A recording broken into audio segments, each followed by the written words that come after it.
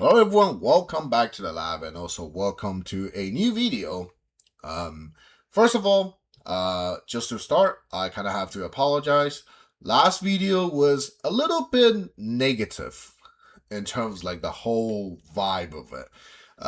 It's because I was kind of frustrated from DoomZ. Right, it was like the first couple weeks of Blazing Dominion format with the YCS, and I was playing DoomZ. DoomZ was good for the YCS, but post YCS, the more I play it, the more I almost say angry I get every tournament I go with the deck. And after I kind of analyze it, I find out quite often whenever I play DoomZ, I was in a weird lose-lose situation. There just wasn't really like a good way winning. So let me break it down really quick. While I was playing DoomZ, quite often, like everyone know, DoomZ is a very hard, a very difficult deck. Has a lot of routing, sequencing. You kind of have to play all of them right to win, right? Because otherwise the deck is not even as good if you play it incorrectly. However, those actions takes time. And if I sit there kind of spending the time think other things, obviously slow play warning is a thing, but that's not even the major thing here that I'm trying to talk about. If I do spend time to think about most of my plays and try to play it perfectly to win games, there is physically not enough time for 3 games in every round. It's not possible. Especially when I'm like losing dice roll, going second, breaking into an established board while sequencing all the DoomZ cards perfectly, right? It's not enough time. I can do it in one game. I have no time to do all 3 games in every round. So quite often I put myself into very close to the clock, or sometimes just even timeout that I'm either taking a double loss or I'm like feeling I'm forced to just give my opponents the win. So that's one way of losing DoomZ. But the other way is like, okay, sometimes I feel like, well, I don't want to be in this situation. I want to rush a little bit. And then I started kind of rushing myself, play combos by muscle memory. Then I mess up. Because DoomZ is a complicated strategy that sequencing is very important in the deck. Right? You don't have a lot of bodies you spend to the board that even you mess up some of them, you still have extra to win. DoomZ has very little that just like you kind of goes like step into the next stage of the combo and kind of thing, that kind of deck.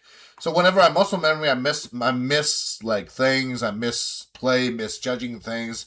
Maybe eventually at the ending board, like I can play the whole turn sequencing correct until the very end. I mess up like a little very small thing, but that small thing is just enough for me to lose the game and then eventually lose the match.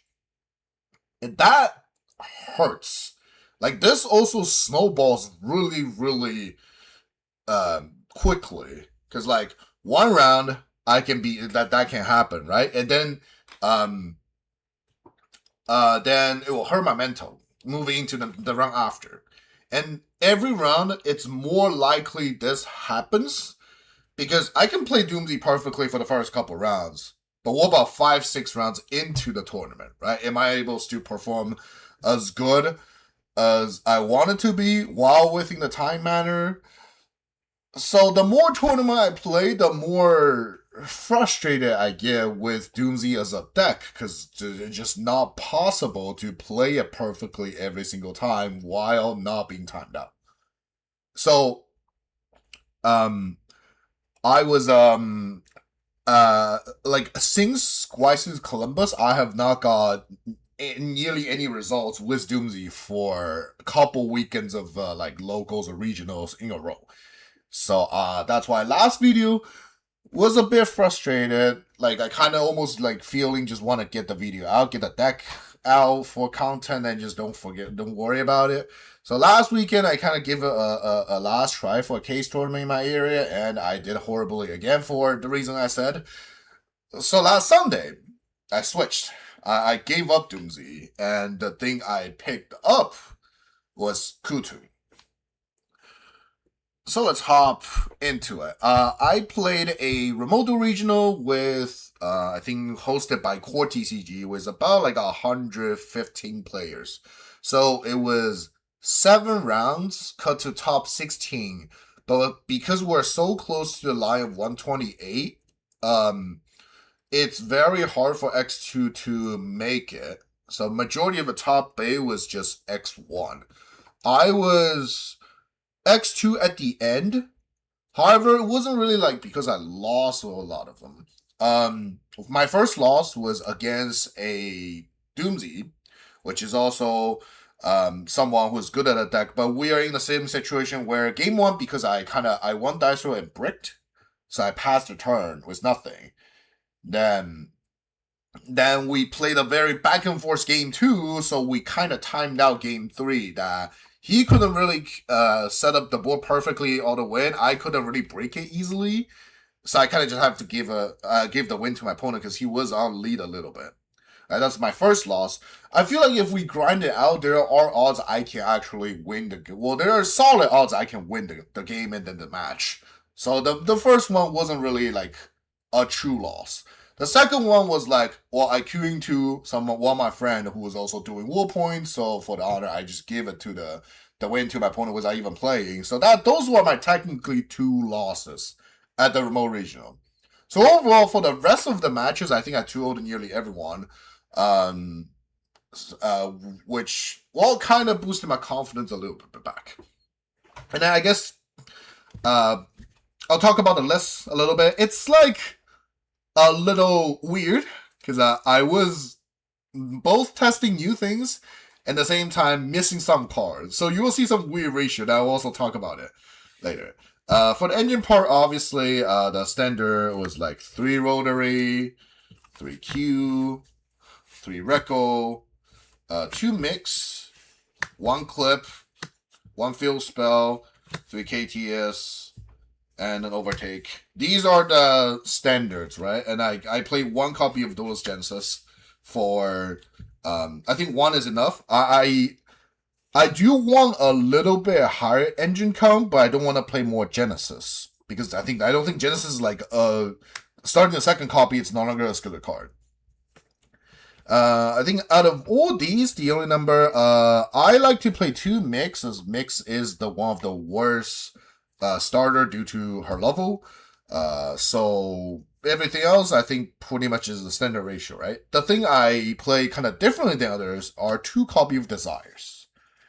if you remember me playing Ryzio back then, these are the Desires from my pure Ryzio. And I think now with the format moving into the format a bit more, we understand the deck a bit better. I'm pretty confident just banish whatever in the deck and be fine with it. That's why I have 2 Desires. And I think Kutu as a strategy, since you are synchroning with hand, with monster, with the other tuners in hand, you naturally want like a big size hand to do a lot of things. Right? And since nearly all the monsters can add from the graveyard, I think KT is the only thing that's like has to from the deck. Since everything can summon or search from the graveyard, as long as there's 1 copy present and you just like infinite copies that I can kind of recycle. So banishing more is not as detrimental as you think. There are games that I kind of had to start with it because either my starter gets stopped or I just didn't have any. In those games, usually I'll be fine. The only thing that hurts a little bit to get banished is the field spell, but there are definitely ways to combo without the field spell, so at the end, it was fine, right? This is like exactly 20 engine, so my list, my KT list was exactly like 20 to 20 in terms of engine, non-engine, which was also my Ryzio ratio back then, so yeah, finally, I think after a couple weeks into the format, Q2 has finally been discovered, and now it's in the shape of like Ryzio. It has a similarity as Ryzio back then, which the part I like. Right, so this is the engine. Right, besides the Desires, everything is pretty kind of standard. And then the non-engine, first of all, there's a lot of hand trap. There's Fua, Ash, 2 Ogre, 2 Harmonia, 3 Vader, 3 Imperm. those were my hand trap lines for the remote regional. So hear me out. I bought a case for Harmonia at the very beginning of Blazing, like beginning of May. Uh, in the Chinese Discord, there were a couple channels. There is a Flex Yourself channel where we usually post our pools or whatever entry pack if we hit, right? My pool from my Blazing case was so bad, I posted my pool, the picture, in the meme channel instead. And that pool only consists of 2 Harmonia. And during the entire couple weeks of Blazing Dominion format, I was like, you know what, I can just play DoomZ, win some prizes, and maybe pull my third one, right? Turns out I didn't win a single prize with DoomZ ever. Therefore, I only own 2 copies of Harmonia, and I wasn't picking up my third one until like the day after the remote regional. So I just rocked it with 2 of them. It's obviously not ideal, but it's more than enough to work. I also talk about it what changes I made now. I pick up the third one while I'm recording right now. And then these are the hand traps I have during the remote regional. And then some of the non-hand trap, non-engine, or a copy of Callby, and then 3 Fallen Virtues. Right? Callby is... You can actually use Callby as kind of like a breaker going second this format, because KT naturally has a lot of hand traps. So Mirror, stopping a hand trap from my opponent is always good. Branded is also very popular at the moment. So... this against Brenda is obviously a very decent card. It's not the best because they have a lot of ways to dodge it, but it's still an okay, decent one. Fallen Virtues was originally 2 copies in my deck, but because I was missing like cards, things like Harmonia and other thing, I decided to try Desires. Obviously, it was 2 Desires in the deck. I have to pop up to 3, but eventually when I was playing, I started loving the card because I feel like the Fallen Virtues is like a package, is like a sub engine. Is actually what KT was missing when I fell at the beginning of Blazing Dominion when the deck was first released. And we'll talk about it more when we get to the extra and the side deck. So now, the game plan was quite simple. Just use whatever the hand trap I have, hit them to like a mid board. And then against mid board, Fallen Virtue is like a god card to get rid of those. Right? And then connect it with my KT engine. That's pretty much the idea. And then that's pretty much the main deck. These are another 20 non-engine cards. So like I mentioned, it was a good 20-20 ratio. And then since yesterday, I pick up my third copy of Harmonia. So I made a couple of changes. I decided to obviously put in third Harmonia, and I decided to pump Ogre to 3 and cut 2 copy of Imperms. So now the non-engine is looking like this for the current list I'm playing. So a couple reasons. I originally wasn't thinking Ogre being that good at the beginning of the format because, well, we're looking at KT Mirrors being quite popular, right? And I thought KT Mirror Ogre is like, well, not an ideal card. Turns out I was wrong. I actually like Ogre even more than a lot of other hand traps. I mean, Harmonia is just a better Ogre in the same kind of aspects. Like my current game plan against KT Mirror, a lot of time is just like hitting as many bodies they put on the board as possible, to the point because they don't have anything on the board, they can't really synchro. And then there are a lot of cards that's good at doing that job, which is like Ogre, Harmonia, and then Fallen Virtues in some degree as well. Plus the KT naturally has like that ability of like just tagging out remixing to a mix pop and that kind of things. So I started liking Ogre a bit more, even in the KT Mirror. And if this card is good in KT Mirror, then this is obviously a must 3 of in the meta, because it's even better against other decks like DoomZ, and specifically Branded. I find out there are a lot of things that's like good against Branded in a lot of different way, but because the deck is like has so many layers and aspects, we have to really go for the crucial point, which is the OG Albaz fusion, right? That, if one effect cannot resolve, and if that one effect isn't resolving, any other thing is suddenly more acceptable, right? Super Party is another like unacceptable thing, but well, I have no way to deal with it. So let's not talk about that. But OG Albast has a lot of weakness, and Ogre and Harmonia and Fallen are things that's very good against it. And OG Albast Fusion is also kind of what KT's most feared against Branded during the matchup. Right. So that's why there are like at the very beginning people say, oh, you should at least make that one copy of Ogre, because when you play into Branded's board, you can go normal Q summon out Ogre that just blocks it, right? But because if Ogre, like I said, if Ogre is even good, like not just decent, but actually good even the mirror match, then I just don't mind even maxing 3 of it for the whole format. Worst case, it's a level 3 tuner, right? That's like applied to everything. And then Imperm is the one being cut. I do still want to put like the 2 Imperm, the other 2 Imperm in the deck, but after looking at it, I think Imperm is like the worst card, unfortunately. There are also a lot of like anti-synergy of multiple Imperms. Couple example being, if my opponent goes like normal summon anything with a following hand, if I have double Imperm, it doesn't work. But if I have Imperm Veiler, at least I can like do the really heavy trade.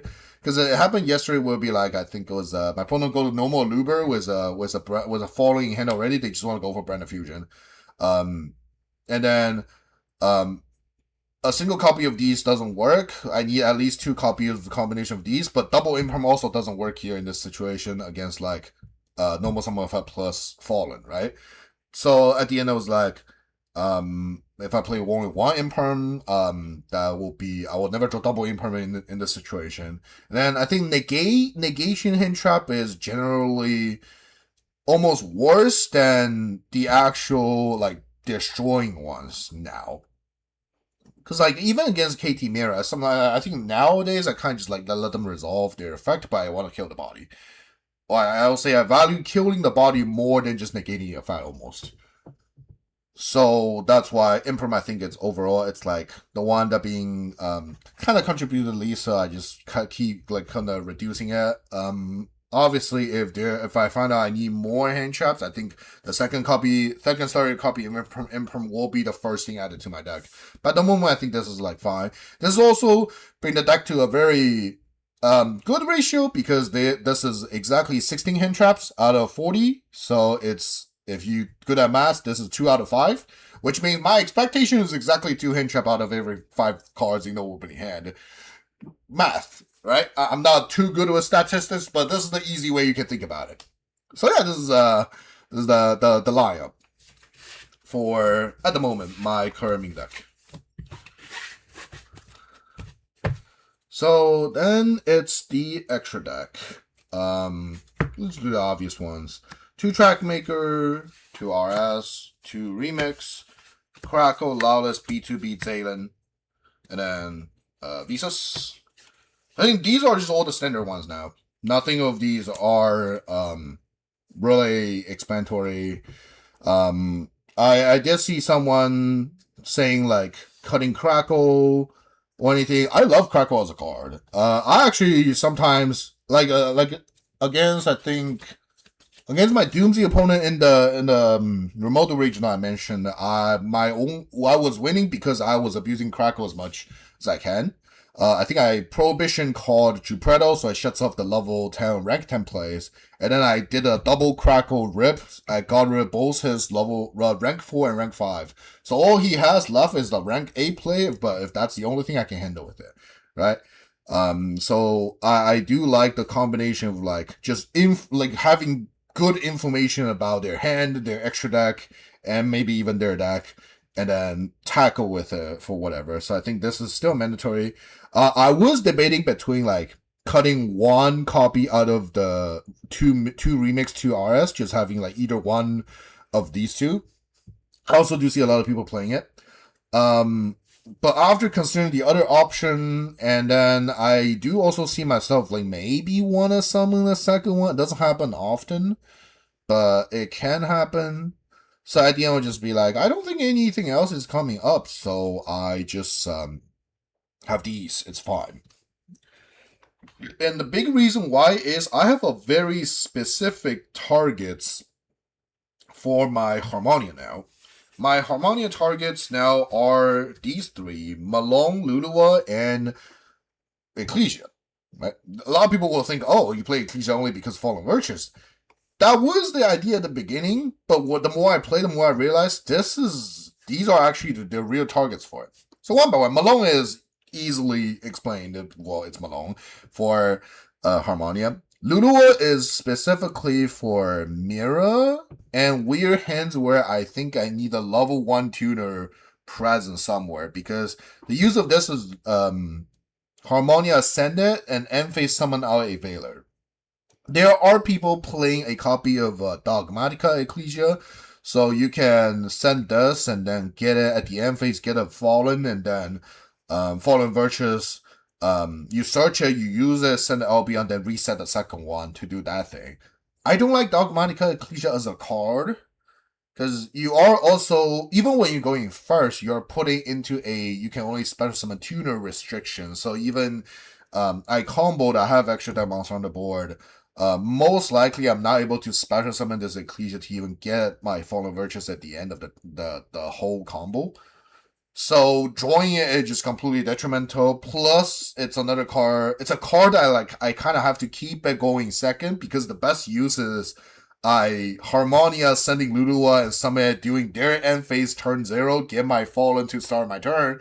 But that means I have to keep Dogmatica Ecclesia in my deck going second. Ooh, it sounds kinda risky, right? So at the end, it's like, yeah, let's stay away from it. I would just brute force and desire into my Fallen. What about that? But then talking about Fallen, that's also why Ecclesia, the Black Dragon, comes up, because now you see the target people play for Harmonia that you send in a general situation, just when you don't know what to send, you send that target is usually Wind Pegasus, right? It has a hidden, quote unquote hidden graveyard effect that people have to kind of take care, but not really. To me nowadays, I think that target become the Ecclesia Dark Dragon, because if I go turn 0, resolve my Harmonia, send this to graveyard, what will change? It will make me, starting my turn 1, my Fallen Virtues in hand, because this is in my graveyard, is now a Monster Reborn on anything. 2, even if I don't want a Monster Reborn, I can just still do the regular Fallen thing, sending Albion. But now this one Fallen can hit 2 cards on the field, right? Because I hit one, it's Fallen, and then Ecclesia, now it's alive because Albion lends it to the graveyard. So just by Harmonia sending this, it turns Fallen into like a broken card, breaking boards going second. The opponents to KT now is also like a general strategy, just never have your monster landing to the board, kind of ideal. But now you're just suddenly having a monster reborn out of nowhere, which it's an extra layer that either opponent couldn't see, or even to see it, they couldn't deal with it.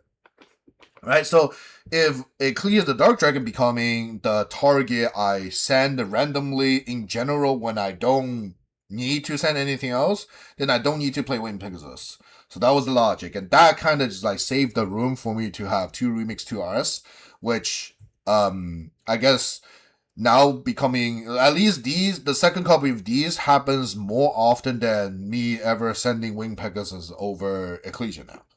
So that's why this is the extra like this. I don't think I really have missed anything. Maybe the only I haven't really got Contact Seed ever, and I don't think anyone's really playing it. So I don't really have, if I get it, I don't really have an out. But on the other hand, I have 3 copy of Fallen. Worst case, I just pop it myself. So that is like kind of an option. It's just not guaranteeing my extra that I have to draw it. But I think overall, I think Contact C has not been played at all. The usage is so low to the point I could just kind of not respecting it.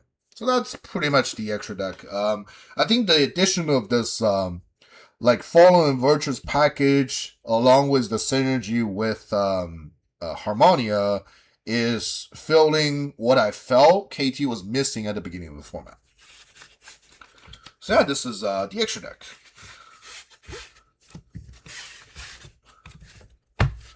So the side deck now, I mean, I already mentioned something. I was also missing cards again, so I'll just show you the one I had during remote regional first.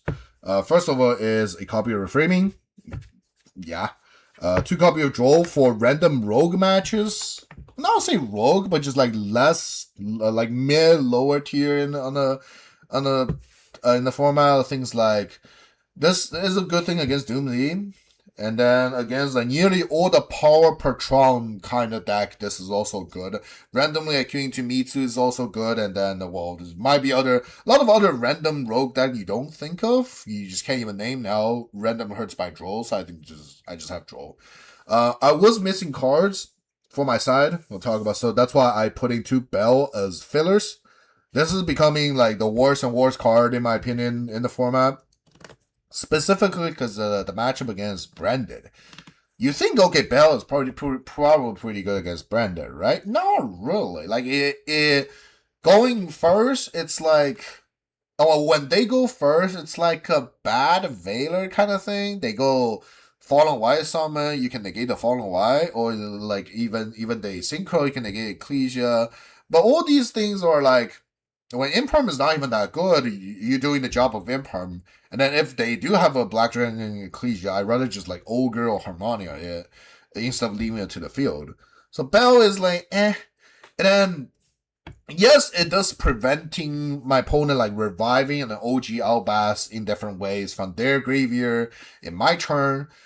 However, this only stopped once. And as a Branded player, they probably had like 3-4 different ways to revive or to access to their OG Albas. So Bell stopping once is not going to change the outcome of the game. They're still going to resolve their OG Albas and still that was enough to win sometimes. So I'd rather prefer to have things that actually dealing with OG Albas instead of like preventing ways to access to OG Albas. That's why Bell has been significantly worse and worse for me. I was also missing, I guess I'll just say, I only had 1 copy of Illusion Gate available to me during the remote regional. So, like, I see this as like a more mirror card sometimes, obviously. And then because I only have 1, that's why like putting 2 Bell thinking, it's like at least working against Branded and Mirror. So these are like the placeholder for now. And because of I only own 1 Illusion Gate during the remote regional day, I put in a copy of Thrust just to treat it as like a second copy. And then the regular Breakers, Duster, and Lightning Storm. I think the game now, kind of pretty much as the KT deck, cards can be divided into these kind of categories of just like your engine. Then out of the non-engine will be like Breaker and Hand Traps, right? So out of all the available choices I can play for these categories, I want things to be either very excellent in at least one category, or in specific one category, which Duster and Lightning Storm do the job. For specifically Branded's back row and Striker's back row, right? No other cards can do the job better than these cards, so it has to be them. Or just other cards that can do like multiple jobs in multiple categories. Be specific, Illusion Gate is a card that can function sort of as a breaker and an engine at the same time, right? Because I can go in Mirror, wipe the board, and then revive their KT, start to play. In against Branded, I Illusion Gate their board, force out things, or if this resolve, I summon their Aluber to get my copy of Fallen Virtues as like a breaker kind of thing. So this become a thing that can access both engine and serve as a breaker. And other things that you saw earlier in the main deck also has that kind of function where Ogre and Harmonia are both served as either can be a hand trap to completely stop my opponent playing. For example, being they start with like synchro, like the Branded guy synchro into Ecclesia the Dark Dragon, then you Ogre it. That's a pretty good use as a hand trap. Or I just hold them into my turn if they don't go through that, and then specifically use it for OG Albas, because that's the most unacceptable thing for the Branded opponent to resolve. Right? So that's why I like those cards. And then now you see, in contrast, that Imperm is a card that's pretty much only serves as a hand trap. Like, yes, if you draw a 6 card, you can sort of use it as a breaker, but then this as a breaker is so weak that your opponent just probably just like eat it, be fine. That's the power level Yu-Gi-Oh now. That's why these become the first thing that I cut from the deck. And then so these are like the going second thing. Then going first, I have more Prohibition and a Judgment. Well, Judgment is something that's 20. I probably don't have to say much. Prohibition is becoming. I do really want to play a card, which is Kuntu Playlist. Right? This is searchable with the engine because it's a KT Spell Trap. However, I didn't have the card during the remote regional. I got it yesterday at my local, the day after. So this was not in my deck, and out of the thing, so I started waiting to the next best going first card, which is Prohibition. However, now after play it during the remote, I think now even when I have Playlist as a card available to me, I will still run Prohibition.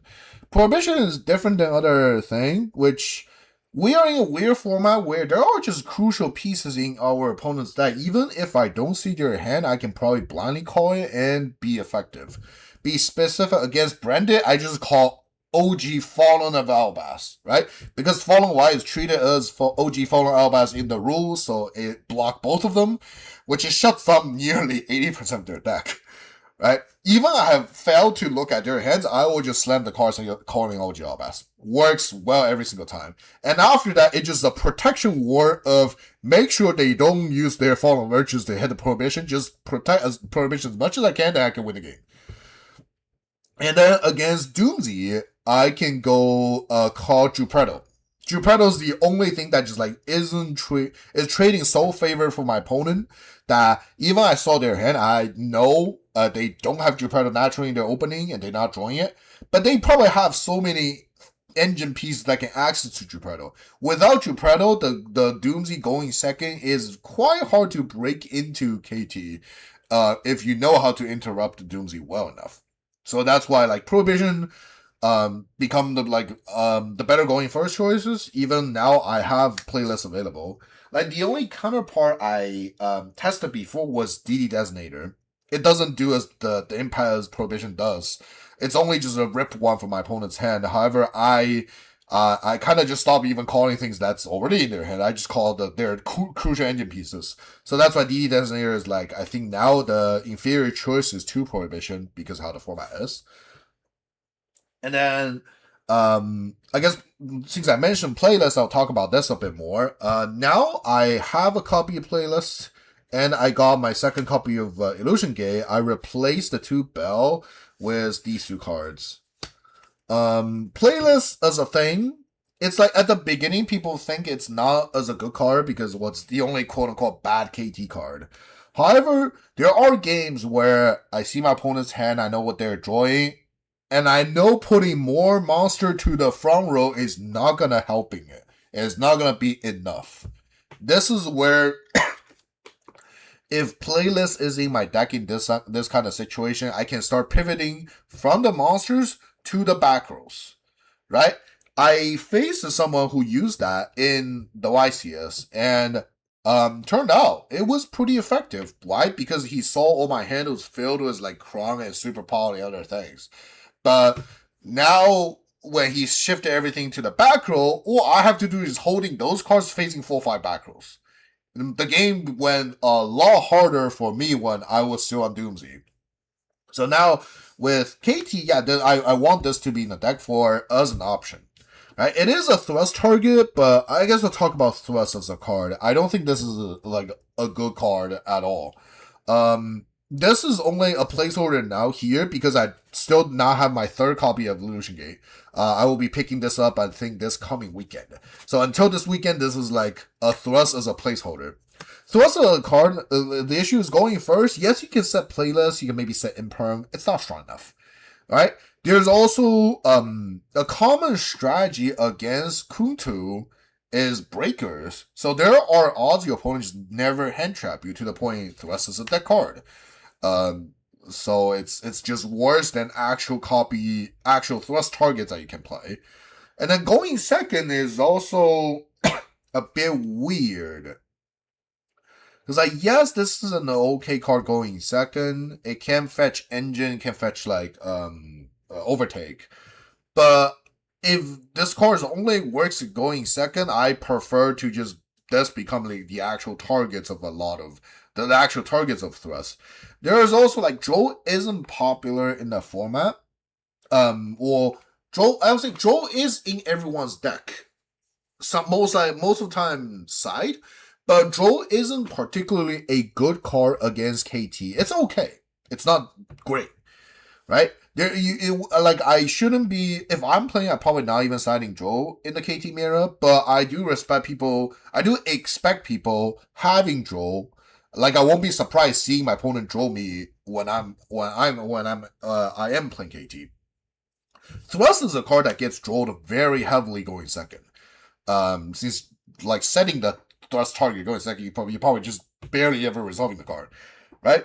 Along with I have desires in the deck, I have other KT searches I need to go through. So this always gonna be lower in the search sequencing.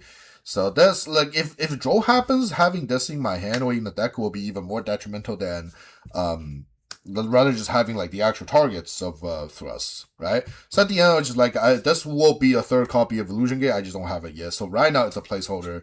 And even when I do have playlist and perm available, I don't side this thing going first. So the siding pattern is still exactly the same. Just treat this as like a third Illusion Gate for now.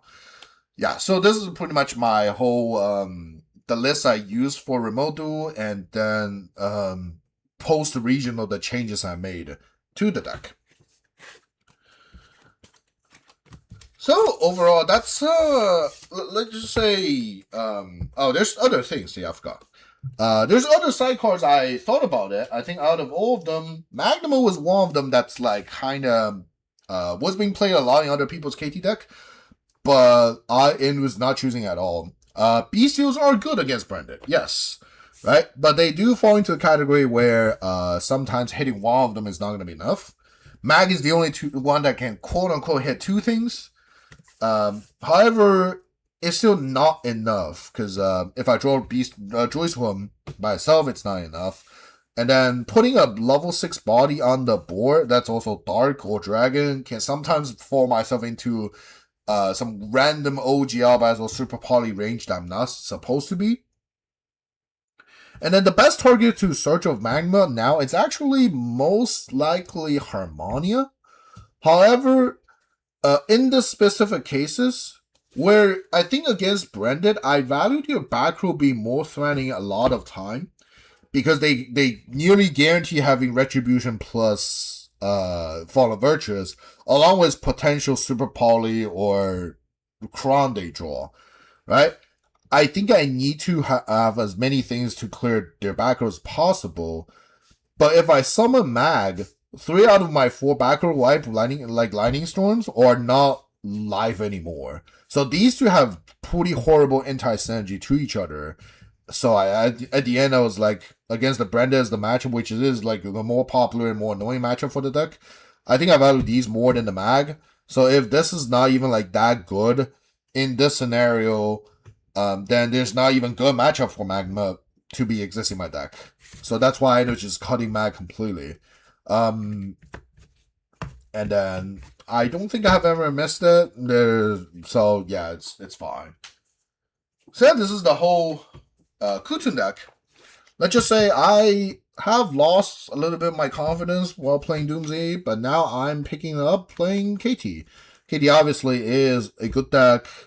At the beginning of the format, I felt the deck is a bit incomplete, but now with Harmonia combined with Fallen Virtues, combined with like kind of that together as a small package, finally I feel like the deck is complete enough to be the possible best, and I'm having a lot of fun with it. Like, right? Like a player at my skill level looking at their hand, I'm able to call whatever they can do. So the game has not been this easy for couple weeks. because I went from solving rocket science with DoomZ to just like easy puzzles and threw everything into the square hole with KT. Feels great. So that being said, this is pretty much the KT deck. This is the change I have made.